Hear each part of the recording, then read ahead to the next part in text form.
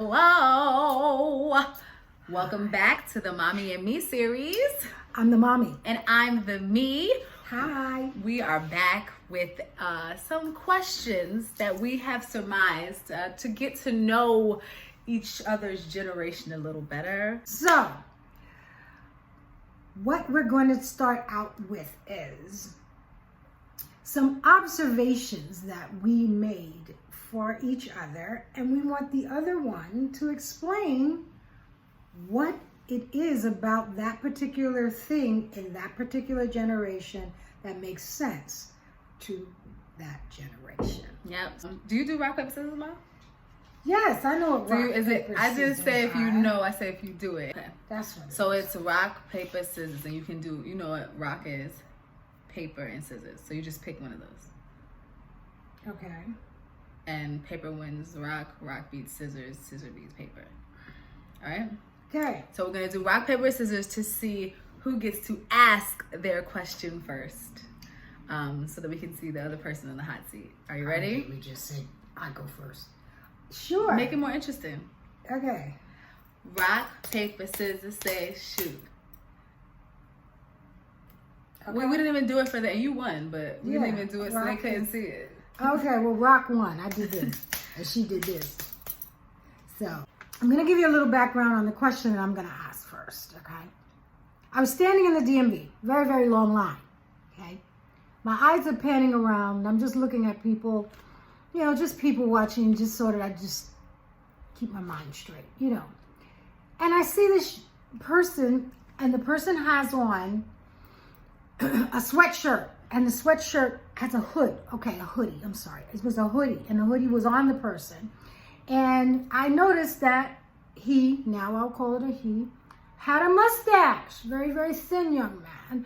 And he had a mustache. And I'm just looking down. And then his phone did something. And he took his phone out. And he had sculptured nails on. But I mean, painted. And they were about maybe 1.5 inches long, and what is that called? Coffin when they come to the tip there, and he had a or little jewels on there. Points. Oh, okay. It was stiletto. It was pointed. Stilettos. So I couldn't take my eyes off this guy. Right? He's got a mustache, and his hands look like a woman. So I'm looking at him, and I'm like, wow. And by the way, it was very tasteful. The colors, the design, everything was tasteful. Very tasteful. So my question is, why is it that your generation is comfortable with a man looking like a man, but their nails are done like a woman, or vice versa? Our generation doesn't look at what the person should be associated with based off of their gender. So we feel that if a man wants to wear nails and also continue to have his mustache, that there should not be any issue because one has nothing to do with the other. We are a closing categories. We don't have boxes anymore. The boys don't have to look like the boys. The girls don't have to look like the girls. So people have the option to dress and wear whatever they want to wear. It's an eye-opener for me. Okay. It really was. So, as you all know, I have a younger brother. He and I are 8 years difference. That's right. In age. That's right. And I'm the oldest. We just have one brother. That's right. And I noticed that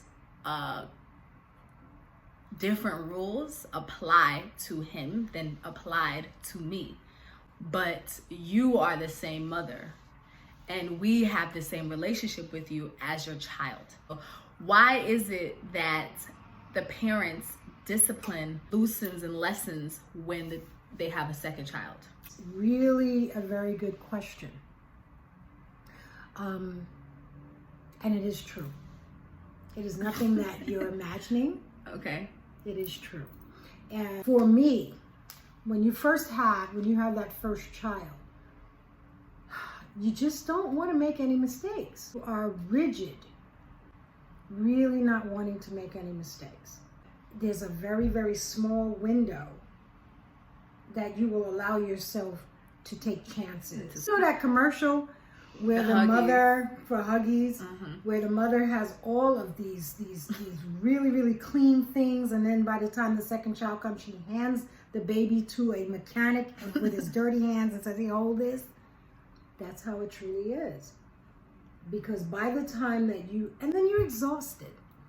It's different having one child. When I had her, she stayed on my back. It was just the two of us. I mean, her father, we had that time that we were together, just the two of us. And it was where I had to really learn how to do things with a second person.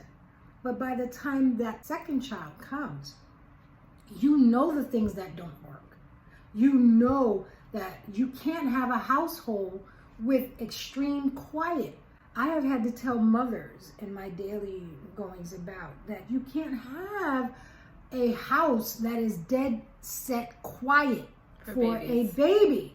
You won't be able to do anything. So by the time that second child comes, there's noise happening. The baby's just gonna have to learn how to sleep through it.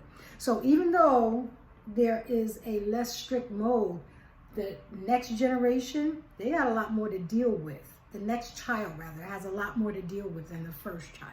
The first child gets to be treated like an egg that might just get dropped and broken. And by the time the second child comes, tossing it like a football. So got it. Okay. You're just scared to make mistakes. You don't want to make mistakes. Got it.